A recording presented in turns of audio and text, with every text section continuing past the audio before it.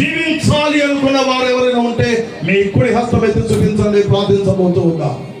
దేవుడిని దీవించి ఆశీర్వదించును గాక. దేవుడు దీవించి ఆశీర్వదించగా ఉంది. ఆయన రాకడకు ముందే ఆ పరలోక పట్టణము చౌకముగా ఉంటుంది.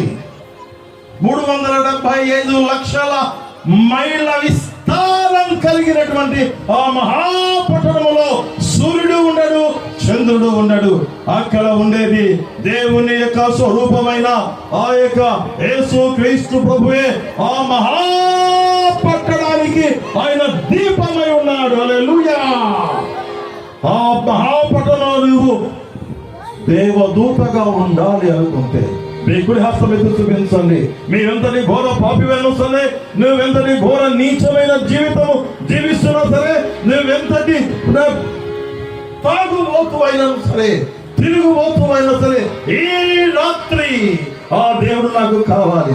చాలు, ఇక నేను పడ్డ ఈ యొక్క శ్రమ చాలు, ఇక నేను జీవించిన జీవితం నాకు చాలు. ఇప్పుడైనా నేను రక్షణ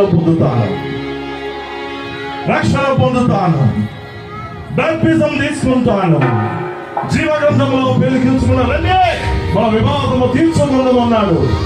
నీ పాపములు ఎంతటి ఎర్రనివైనను సరే, వేరు కొండల మీద ప్రవహించే తెల్లని మంచులాగా నేను కడిగి వేస్తానన్నాడు. ప్రియ సహోదరి సహోదరుడా, ఈ రాత్రి ఆ ప్రభువు నాకు కావాలి. నేను భయంకరమైన పాపిని, వ్యభిచారిని, దొంగను అయినప్పటికీ కూడా నీ పక్కనే ఉన్నాడు. నీ హృదయాన్ని తెరిస్తే లోపలికి వస్తాడు. Glory, mighty power of the Lord. Touch each and everybody here, my Lord. All the holy blessings in this congregation. Touch, my Lord, under your power and the grace. Oh, the Holy Spirit on this congregation, on this earth. ఈ గ్రామ ప్రజలు దీవించండి ప్రభువా.